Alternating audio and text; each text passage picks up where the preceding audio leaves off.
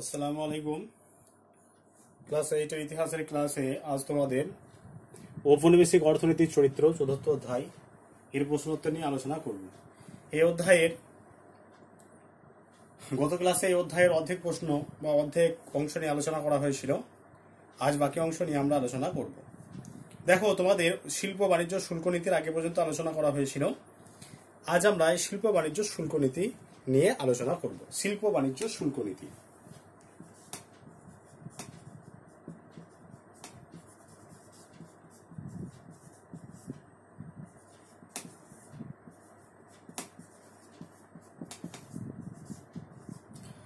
শিল্প বাণিজ্য শুল্ক নীতি। দেখো, ইংরেজ ইস্ট ইন্ডিয়া কোম্পানি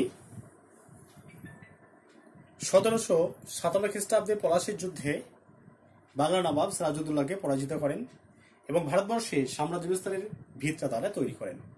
পরবর্তীকালে 1764 খ্রিস্টাব্দের 22শে অক্টোবর বাংলার নবাব মীর কাসিম, অযোধ্যার নবাব সিরাজউদ্দৌলা এবং দিল্লির সম্রাট দ্বিতীয় শাহ আলমের সম্মিলিত বাহিনীকে পরাজিত করে ভারতবর্ষে সাম্রাজ্য বিস্তার তারা পাকাপাকিভাবে ভারতবর্ষে সাম্রাজ্য বিস্তার করতে থাকেন। এবং এরপর থেকে তারা কিন্তু তারা নিজেদের দেশ থেকে মূলধন আর না নিয়ে এসে ভারতের মূলধনেই তারা ব্যবসা বাণিজ্য করতে শুরু করে এবং ভারতবর্ষ একটা দুর্বল দেশে পরিণত হয় এবং ভারতবর্ষের সম্পদ ইংল্যান্ডে চলে যেতে থাকে, যাকে সম্পদের বহির্গমন বলে আখ্যায়িত করা হয়। তাহলে এই শিল্প বাণিজ্য শুল্ক নীতি, দেখো, ইংল্যান্ড এই শিল্প বাণিজ্য শুল্ক নীতির ক্ষেত্রে যে ভারতীয় শিল্পের অবক্ষয়, সেটা একটা অন্যতম কারণ হিসেবে আমরা বলতে পারি। তাহলে এই শিল্প বাণিজ্য শুল্ক নীতিতে বলা হয়েছিল কি না, ইংল্যান্ডের যে সমস্ত পণ্য সামগ্রী ভারতের বাজারে আসতো সেখানে তার আমদানি শুল্ক একদম কমিয়ে দেওয়া হয়। আর এর আগে আমরা জেনেছি যে অষ্টাদশ শতকের দ্বিতীয়ার্ধে ইংল্যান্ডের শিল্প বিপ্লব ঘটেছিল। শিল্প বিপ্লবের ফলে শিল্প বিপ্লবজাত পণ্য সামগ্রীতে ভারতের বাজার ছেয়ে যায় এবং শিল্প বিপ্লবজাত যে পণ্য সামগ্রীগুলো ছিল, শিল্প বিপ্লবজাত যে পণ্য সামগ্রী সেগুলো ছিল মজবুত, টেকসই এবং দামেও সস্তা। ফলে ভারতীয়রা সেগুলো নিতে শুরু করেছিল। এই কারণের জন্য অষ্টাদশ শতকের দ্বিতীয়ার্ধে ইংল্যান্ড থেকে যে সমস্ত জিনিসপত্র ভারতে আসতো সে সমস্ত জিনিসপত্রের উপরে একটা আমদানি শুল্ককে কমিয়ে দেওয়া হয়েছিল। পক্ষান্তরে ভারতবর্ষ থেকে যে সমস্ত জিনিসগুলো ইংল্যান্ডে রপ্তানি হতো তার উপরে অত্যধিক পরিমাণে বা উচ্চ হারে শুল্ক আরোপ করা হয়েছিল এবং এ কারণের জন্যই ভারতের যে কুটির শিল্পজাত পণ্য সামগ্রীগুলো সেগুলো বিদেশি রপ্তানি হওয়া বন্ধ হয়ে যায়, মূলত ইংল্যান্ডে রপ্তানি হওয়া বন্ধ হয়ে যায় এবং আস্তে আস্তে সেগুলো ধ্বংসপ্রাপ্ত হয়। তাহলে দেখো, এই যে আবার অন্যদিকে শিল্প বিপ্লবজাত পণ্য সামগ্রীর বা ভারতীয় তাঁতিরা যে সমস্ত বস্ত্রগুলো তৈরি করে তার প্রধান যেটা র মেটেরিয়ালস বা কাঁচামাল সেটা হলো সুতি, সেটা হলো তুলো। তাহলে সুতি বস্ত্রের প্রধান কাঁচামাল হচ্ছে তুলো। তাহলে কোম্পানির যারা কর্মচারী তারা কি করেছিল, এই তুলোগুলো তারা নিজেরা, কোম্পানির কর্মচারীরা এই তুলোগুলোর উপর একচেটিয়া আধিপত্য কায়েম করে, মানে সমস্ত তুলো তারা নিজেরা কুক্ষিগত করে নেয়। ফলে কি হয়েছিল, এরপর আমাদের ভারতীয় তাঁতিরা যখন বা ভারতীয় যারা বস্ত্র শিল্পী তারা যখন সেগুলো কিনতে যাচ্ছে তখন সেগুলো কিন্তু তার কোম্পানির কর্মচারীদের কাছ থেকে চড়া পরিমাণে অধিক দাম দিয়ে কিনতে হচ্ছে। আবার উপরন্তু একটা জিনিস তারা তৈরি করে, একটা বস্ত্র তারা তৈরি করলো। তাহলে বস্ত্র তৈরি করার ফলে দেখা যাচ্ছে কি না, একটা বস্ত্র উৎপাদন করতে যদি 30 টাকা, ভারতীয় বণিকদের একটা বস্ত্র উৎপাদন করতে যদি 30 টাকা খরচ হয়, তার থেকে সুন্দর, ভালো, টেকসই, মজবুত ইংল্যান্ডের শিল্প বিপ্লবজাত একটা পণ্য সামগ্রী ভারতীয় পণ্য সামগ্রী থেকে মজবুত, টেকসই এবং দামে সস্তা সেই জিনিস ভারতীয়রা পেয়ে আছে। উদাহরণ হিসেবে যদি আমরা 20 টাকা বলি, তাহলে কি করবে না, ভারতীয়রা এই 20 টাকা দামের জিনিসটাকে তারা গ্রহণ করবে বা তারা গ্রহণ করেছিল। ফলে ভারতীয় বণিক যারা ছিলেন, ভারতীয় কারিগর যারা ছিলেন, ভারতীয় বস্ত্রশিল্পের সঙ্গে যারা যুক্ত ছিলেন তারাও কিন্তু সেটা কম দামে দিতে বাধ্য হয়েছিল। ফলে একটা 30 টাকার উৎপাদন খরচের একটা জিনিস 20 টাকা দিলে কি হবে, এর 10 টাকা ক্ষতি হলো। এইভাবে ক্ষতি হয়ে যাবার ফলে আস্তে আস্তে একটা অসম প্রতিযোগিতার মধ্যে তারা পড়ে যাচ্ছে এবং তারা দীর্ঘদিন ধরে ক্ষতি স্বীকার করছে এবং এভাবে ক্ষতি স্বীকার করতে করতে এক সময় কি করছে না, তারা এই পণ্য সামগ্রীগুলো উৎপাদন করতে তারা উৎপাদন বন্ধ করতে বাধ্য হচ্ছে। এইভাবে অসম শুল্ক নীতি বা শিল্প বাণিজ্য শুল্ক নীতি, অসম শুল্ক নীতি ভারতীয় যে বস্ত্র শিল্প সেই বস্ত্র শিল্পকে একেবারে ধ্বংস করে ফেলেছিল।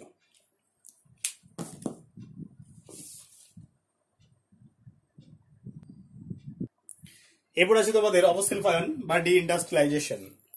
দেখো, অবশিল্পায়ন কথার অর্থ কি? অবশিল্পায়ন কথার অর্থ হচ্ছে শিল্পের অধোক্ষতি, শিল্পের অধোগতি বা শিল্পের অবক্ষয়। শিল্পের অধোগতি বা শিল্পের অবক্ষয়কে এক কথায় বলা হয় অবশিল্পায়ন। তাহলে এই ঔপনিবেশিক অর্থনীতির প্রভাবে 19 শতকে ভারতে যে প্রতিষ্ঠিত শিল্পগুলি ছিল সে প্রতিষ্ঠিত শিল্পগুলি আস্তে আস্তে ধ্বংসের সম্মুখীন হয়ে যায়। এটাকে শিল্প অবশিল্পায়ন বলা হয়। এই অবশিল্পায়ন প্রসঙ্গে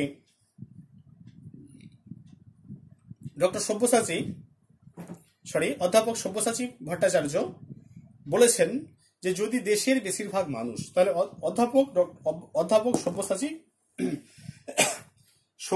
ভট্টাচার্য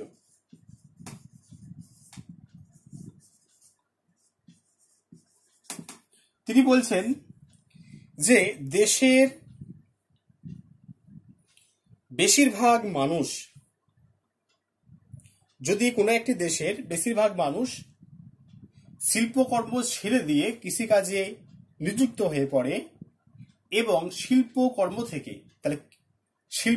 থেকে কৃষিকাজ থেকে জাতীয় আয় বেশি হয়, তখন তাকে বলা হবে অবশিল্পায়ন বা ডি ইন্ডাস্ট্রিয়ালাইজেশন। একবার বলি তাহলে, অধ্যাপক সব্যসাচী ভট্টাচার্য বলেছেন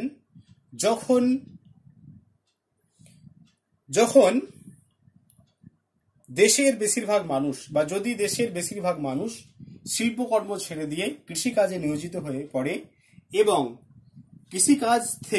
শিল্পকর্ম থেকে কৃষিকাজে জাতীয় আয় বেশি উৎপন্ন হয়, তখন সেটাকে বলা হবে অবশিল্পায়ন। তাহলে পলাশীর যুদ্ধের পরবর্তীকালে ভারতে অবশিল্পায়ন ঘটেছিল বলে ঐতিহাসিকরা মনে করেন। এবার আমরা জানবো যে অবশিল্পায়নের কারণ কি কি, কেন ভারতবর্ষে অবশিল্পায়ন ঘটলো সে সম্পর্কে আমরা জানবো। দেখো, অবশিল্পায়নের বেশ কিছু পয়েন্টস আছে, সেই পয়েন্টসগুলো আমি একটু ব্যাখ্যা করছি। প্রথমত যেটা হচ্ছে সেটা হচ্ছে দস্তকের অপব্যবহার। এবার আগে আলোচনা করেছি, তবুও একবার আলোচনা করে দিচ্ছি। এক নম্বর পয়েন্ট, যদি আমরা পয়েন্ট ওয়াইজ আলোচনা করি, দস্তকের অপব্যবহার।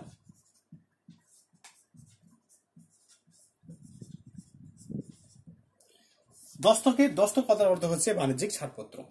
তাহলে 1717 খ্রিস্টাব্দে মুঘল সম্রাট ফারুক শিয়ার ইংরেজ ইস্ট ইন্ডিয়া কোম্পানিকে এই বিনা শুল্কে ব্যবসা বাণিজ্য করার জন্য, বাংলা, বিহার এবং উড়িষ্যায় বিনা শুল্কে ব্যবসা বাণিজ্য করার জন্য যে ছাড়পত্র দিয়েছিলেন তা দস্তক নামে পরিচিত। দেখো, এই ছাড়পত্র দেওয়া হয়েছিল কোম্পানির ব্যক্তিগত কর্মচারীকে নয়। পরবর্তীকালে আমরা দেখব কোম্পানির যারা ব্যক্তিগত কর্মচারী তারা এই দস্তকের অপব্যবহার করতে শুরু করেছিল এবং এই দস্তকের অপব্যবহারের ফলে বাংলার নবাব তার প্রাপ্য যে শুল্ক সেই শুল্ক থেকে বঞ্চিত ছিলেন। ফলে বাংলার কুটির শিল্প কিন্তু এর ফলে দেশীয় বণিকরা একটা অসম প্রতিযোগিতার মধ্যে পড়েছিল এবং বাংলার কুটির শিল্প ধ্বংসপ্রাপ্ত হয়। 2 নম্বর পয়েন্ট হচ্ছে তুলোর দাম বৃদ্ধি।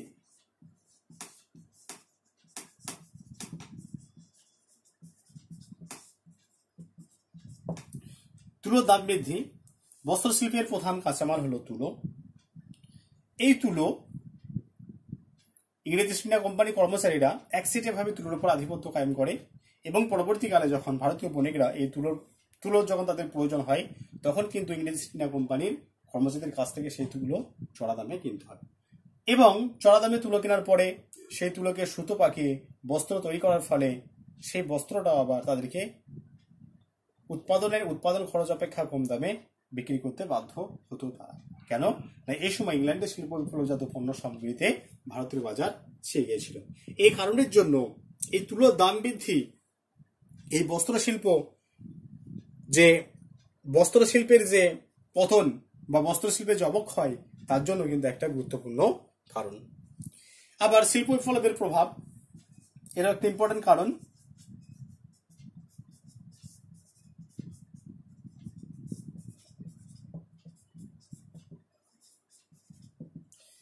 শিল্প বিপ্লবের প্রভাব অষ্টাদশ শতকের দ্বিতীয়ার্ধে ইংল্যান্ডে শিল্প বিপ্লব হয়েছিল। এই শিল্প বিপ্লবের ফলে ইংল্যান্ডে যে পণ্য সামগ্রী, শিল্পজাত পণ্য সামগ্রী অতি দ্রুত সারা ভারতবর্ষে ছড়িয়ে পড়ে এবং ভারতবর্ষের মানুষেরা সেগুলো কিন্তু সাদরে গ্রহণ করে। কেন তারা সাদরে গ্রহণ করে? তার কারণ জিনিসগুলো খুব সুন্দর, টেকসই, মজবুত এবং দামে সস্তা। এই কারণের জন্য তারা শিল্প বিপ্লবজাত পণ্য সামগ্রী খুব সহজেই তারা গ্রহণ করতে শুরু করে। ফলে দেশীয় যারা বণিক, দেশীয় যারা বস্ত্রশিল্পী, যারা তাঁতি, তারা কিন্তু নিজেদের জিনিসগুলো সেভাবে বিক্রি করতে পারে না। ফলে এই অসম প্রতিযোগিতার ফলে একটা অসম প্রতিযোগিতার মধ্যে ভারতীয় তাঁতিরা পড়ে যায় এবং এই অসম প্রতিযোগিতা থেকে তারা বেরিয়ে আসতে পারেনি এবং এই শিল্প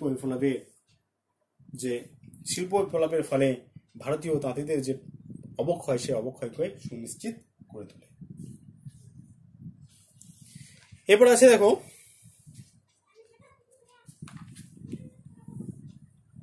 অসম শুল্ক নীতি। আর একটা পয়েন্ট বলি, অসম শুল্ক নীতি।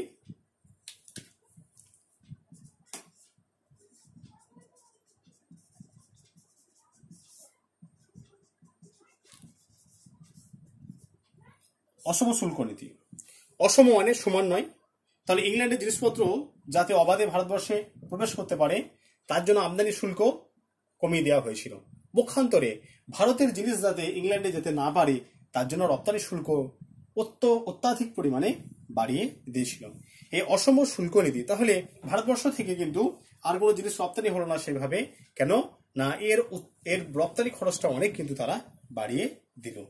এই অসম শুল্ক নীতির ফলে ভারতীয় যে কুটির শিল্প, সেই কুটির শিল্প ধ্বংসপ্রাপ্ত হয় বা অবশিল্পায়ন ঘটে বলে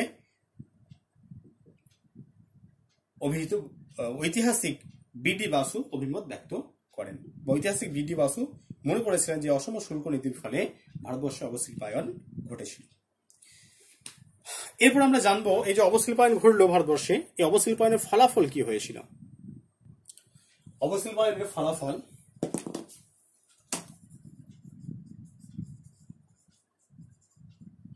অবশিল্পায়নের ফলাফল যদি আমরা বিশ্লেষণ করি তাহলে বলতে পারি এই অবশিল্পায়নের ফলে বেকারত্ব,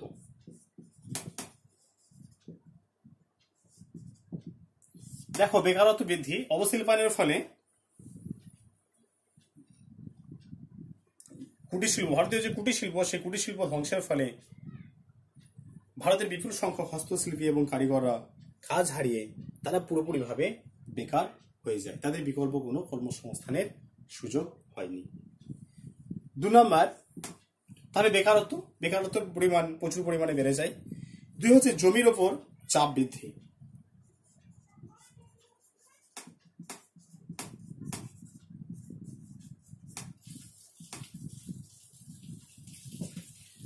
দেখো জমির ওপর চাপ বৃদ্ধি, তাহলে এই বেকারত্ব বেড়ে যাওয়ার ফলে বা কুটির শিল্প, বেকার শিল্পী এবং কারিগররা তারা বিকল্প কোনো কর্মসংস্থানের সুযোগ না পেয়ে তারা জমির ওপর নির্ভরশীল হয়ে পড়ে এবং এভাবে জমির ওপর চাপ বৃদ্ধি পায়। নেক্সট হচ্ছে কাঁচামাল রপ্তানিকারক দেশ।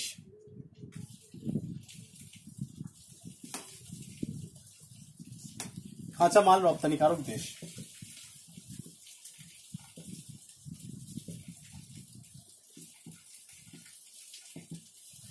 কাঁচামাল রপ্তানিকারক দেশ।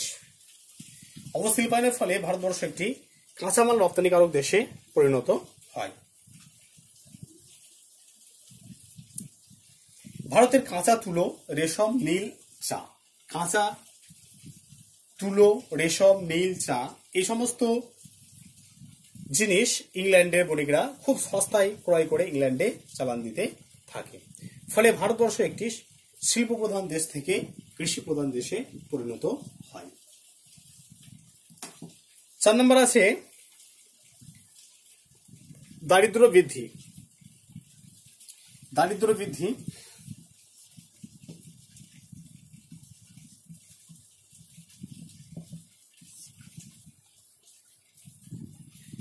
শিল্প বাণিজ্য ধ্বংসের ফলে দেশের অর্থনীতি বিপর্যস্ত হয়ে যায়, দেশের অর্থনীতি ভেঙে পড়ে। ফলে ভারতবর্ষ একটি দরিদ্র দেশে পরিণত হয়। দারিদ্র, দুর্ভিক্ষ, মহামারী ভারতীয় জনজীবনে নিত্যসঙ্গী হয়ে ওঠে। এই হলো অবশিল্পায়ন বা ডিইন্ডাস্ট্রিয়ালাইজেশনের ফলাফল। এরপর একটা প্রশ্ন আছে টুকরো কথার মধ্যে, দেখো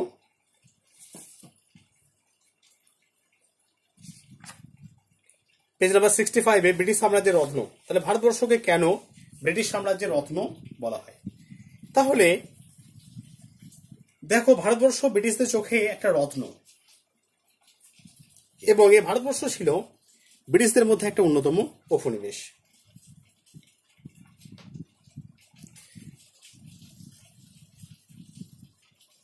তাহলে এই 1757 খ্রিস্টাব্দের পর থেকে নিয়ে ইংরেজ ইস্ট ইন্ডিয়া কোম্পানি তারা কি করেছিল না, ভারতীয় সম্পদকে তারা যথেচ্ছাচারে ব্যবহার করেছিল।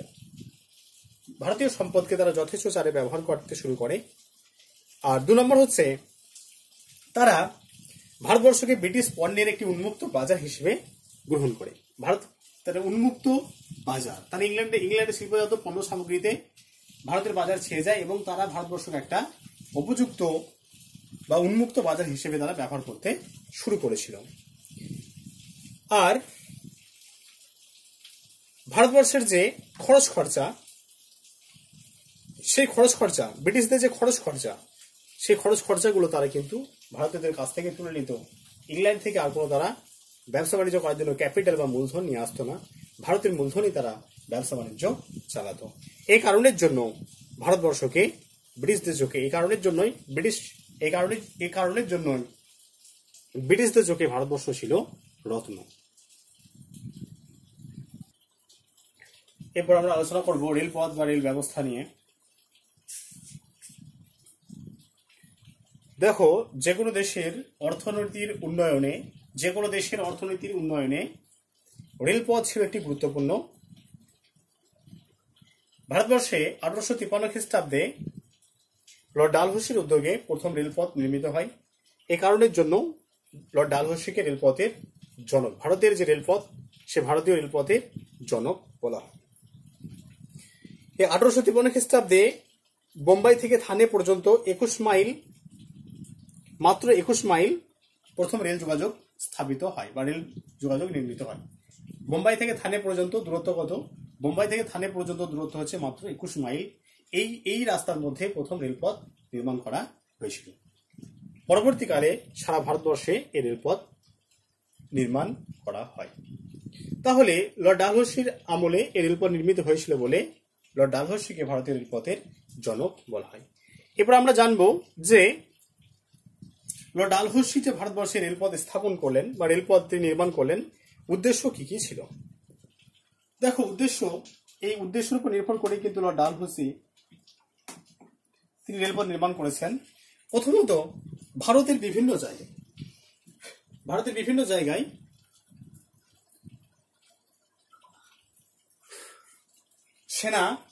দ্রুত সেনা পাঠানোর জন্য তিনি রেলপথ নির্মাণ করেছিলেন। তাহলে ভারতবর্ষের বিভিন্ন প্রান্তে যে কোনো জায়গায় দ্রুত সেনাবাহিনী পাঠানোর জন্য রেলপথ নির্মাণ করা হয়। 2 নম্বর হচ্ছে, রেলপথ স্থাপনের মাধ্যমে ভারতে ব্রিটিশ পুঁজি এবং উদ্যোগের প্রসার ঘটানো হয়। 3 নম্বর, ভারতে বাণিজ্যিক সুযোগ সুবিধা বাড়ানো হয়। আর 4 নম্বর, ভারতের বিভিন্ন অঞ্চলের সঙ্গে বন্দরগুলির সংযোগ স্থাপনের মাধ্যমে মালপত্র আদান প্রদানের সুবিধা হয়। এ কারণের জন্য ভারতবর্ষে তিনি রেলপথ নির্মাণ করেছিলেন। এছাড়াও ভারতবর্ষের যে প্রত্যন্ত অঞ্চল, সেই প্রত্যন্ত অঞ্চলে রেলপথ পৌঁছে দিয়ে সেখানকার বাজারগুলিও দখল করা ছিল এই রেলপথ স্থাপনের উদ্দেশ্য।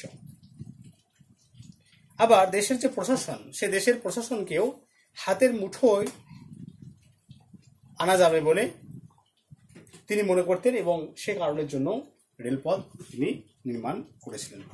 এরপর আমরা জানবো, এই যে রেলপথ নির্মিত হলো, এই রেলপথ নির্মাণের ফলে কি কি সুবিধা হয়েছিল এবং কি কি অসুবিধা হয়েছিল সে সম্পর্কে জানবো। দেখো, রেলপথ নির্মাণের সুবিধা, এক হচ্ছে পরিবহন ব্যবস্থার উন্নতি।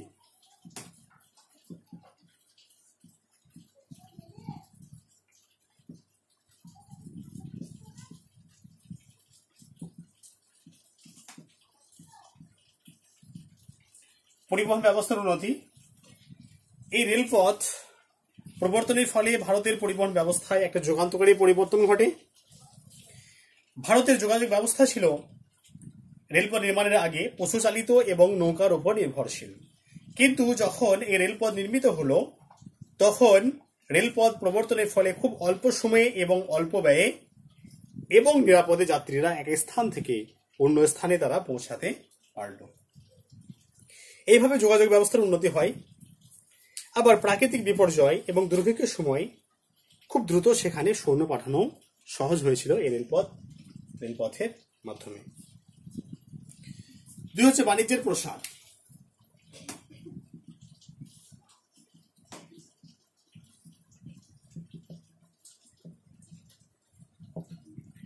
বাণিজ্যের প্রসার। রেলপথ ভারতের বাণিজ্যের বিকাশে একটি গুরুত্বপূর্ণ ভূমিকা পালন করেছিল। এতদিন পর্যন্ত ভারতের যে বাণিজ্য, সেই বাণিজ্য কেন্দ্রগুলি ছিল বিচ্ছিন্ন। ফলে এই মূল্যের একটা বা কোনো একটা জিনিসের দামের একটা তারতম্য বা হেরফের ছিল, কিন্তু বা জিনিসের যে মূল্য, সেই মূল্যের একটা বৈষম্য ছিল, কোথাও বেশি কোথাও কম। কিন্তু যখন রেলপথ স্থাপন হলো, তো রেলপথ স্থাপনের ফলে বাণিজ্য কেন্দ্রগুলির মধ্যে একটা যোগাযোগ স্থাপিত হয় এবং মূল্য স্তরের যে বৈষম্য, জিনিসের দামের যে হেরফের, সেই হেরফের কিন্তু আর হলো না। একই রকম ভাবে জিনিসের দাম কিন্তু সবই জায়গায় একই রকম ভাবে হতে শুরু করলো। তারপর হচ্ছে 3 নম্বরে হচ্ছে রপ্তানি বৃদ্ধি।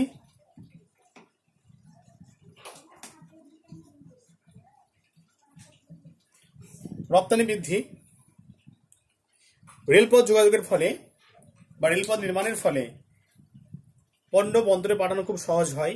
ফলে ভারতীয় পণ্য বিদেশে রপ্তানি হয়, যার মধ্যে অন্যতম ছিল চাল, গম, পাট, তুলো, নীল, চামড়া, এই সমস্তগুলো খুব সহজেই কিন্তু বিদেশে রপ্তানি হয়। আবার রপ্তানির সঙ্গে সঙ্গে আমদানিও বৃদ্ধি পায়।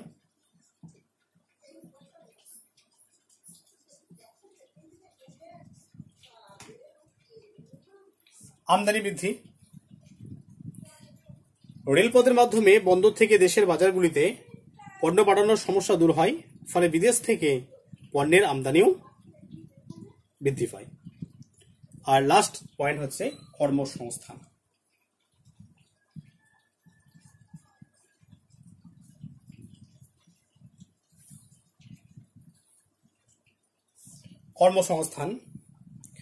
রেলপথ স্থাপনের ফলে বহু মানুষের কর্মসংস্থান হয়। আজকের দিনেও ভারতবর্ষে সবচেয়ে বেশি এমপ্লয়ি আছে এই রেলে। আজকের দিনেও ভারতবর্ষের বেশিরভাগ মানুষ এই রেলের সঙ্গে যুক্ত, অর্থাৎ সবচেয়ে বেশি এমপ্লয়ি বা সবচেয়ে বেশি চাকুরি দেয় এই রেল। এগুলো হলো সুবিধা। এরপর আমরা দেখব কি কি এর অসুবিধা কি আছে। দেখো, অসুবিধা 1 হচ্ছে সম্পদের নির্গমন।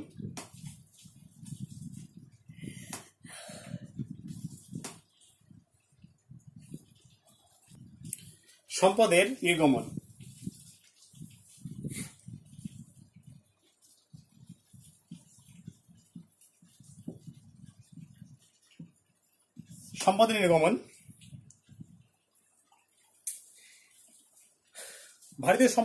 ভারতীয় সম্পদের নির্গমনের জন্য এই রেলপথ অনেকাংশে দায়ী ছিল। রেলপথ নির্মাণ কাজে নিযুক্ত কোম্পানি এবং বেসরকারি লগ্নিকারী যারা, তাদেরকে তাদের মূলধনের ওপর 5% হারে গ্যারান্টি দিয়ে ভারতের কোষাগার থেকে বহু অর্থ ব্যয় করতে হয়। এই অর্থের অনেকটাই কিন্তু ইংল্যান্ডে চলে যায়। তারপর কুটির শিল্প ধ্বংস।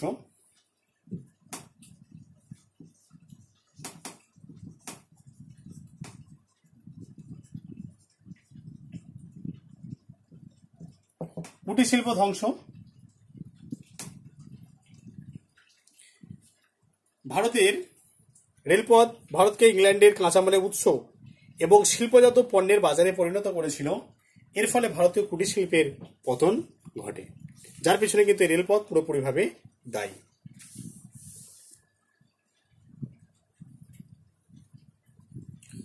তারপর হচ্ছে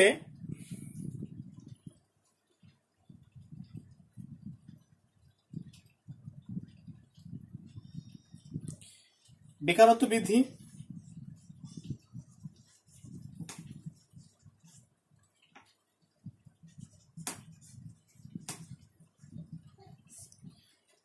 রেলে অধিক সংখ্যক মানুষের কর্মসংস্থান হলেও তার চেয়ে অনেক বেশি মানুষ কর্মচ্যুত হয় দেশীয় পরিবহন ব্যবস্থা ধ্বংসের ফলে। তাহলে দেশীয় পরিবহন ব্যবস্থা ধ্বংসের ফলে তার রেলপথ যখন বিস্তার হলো তখন দেশীয় যে সমস্ত পরিবহনগুলো ছিল সেগুলো পুরোপুরি বন্ধ হয়ে যায়। তাহলে দেশীয় পরিবহনের সঙ্গে যে সমস্ত মানুষরা যুক্ত ছিলেন তারাও কিন্তু কর্মচ্যুত হয়ে পড়ে। তার রেলপথ যেমন একদিকে প্রচুর মানুষকে কর্মসংস্থানের সুযোগ দিয়েছিল, কিন্তু তার চেয়েও বেশি কি হয়েছিল না মানুষ বেকার হয়ে পড়েছিল। কেন না অন্যান্য যে সমস্ত গণমাধ্যমগুলো ছিল সে গণমাধ্যমগুলো কিন্তু রেলপথ নির্মাণের ফলে আস্তে আস্তে বন্ধ হয়ে যায়। জলপথ ও সেচের ক্ষতি।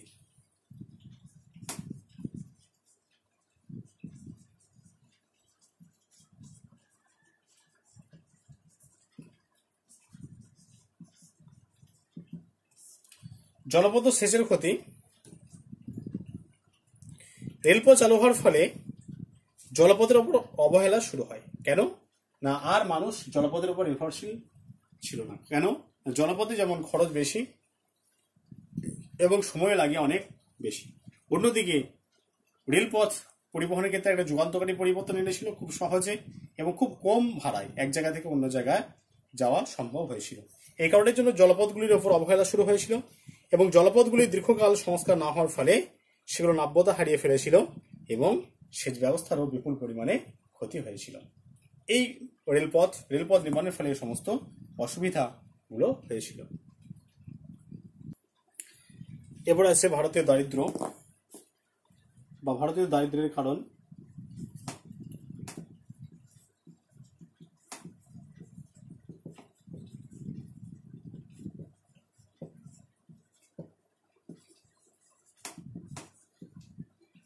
ভারতীয়দের দারিদ্র্যের কারণ দেখো,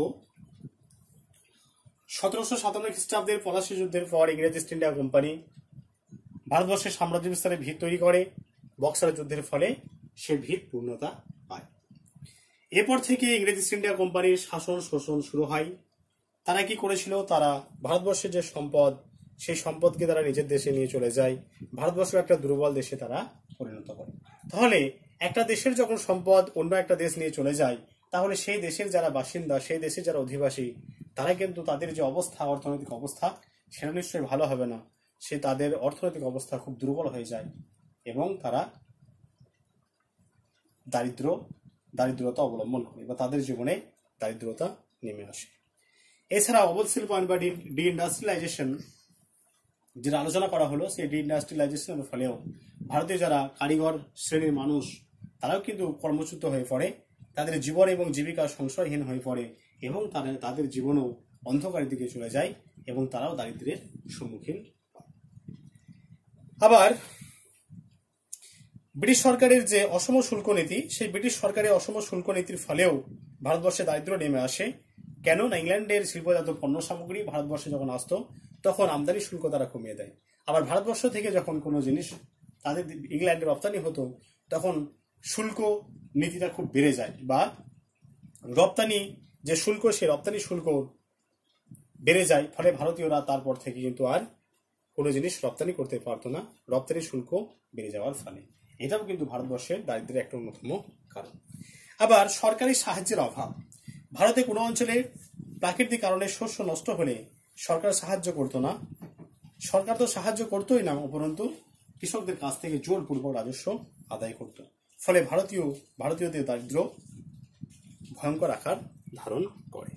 দেখো, তোমাদের চতুর্থ অধ্যায় ঔপনিবেশিক অর্থনীতির চরিত্র গত ক্লাসে একটা ভিডিও দেওয়া হয়েছিল, রিভিশন ক্লাস। আজকেও রিভিশন ক্লাস করা হলো এবং পয়েন্ট ওয়াইজ যেভাবে আলোচনা করতে হয় সেভাবে আলোচনা করে দেওয়া হলো।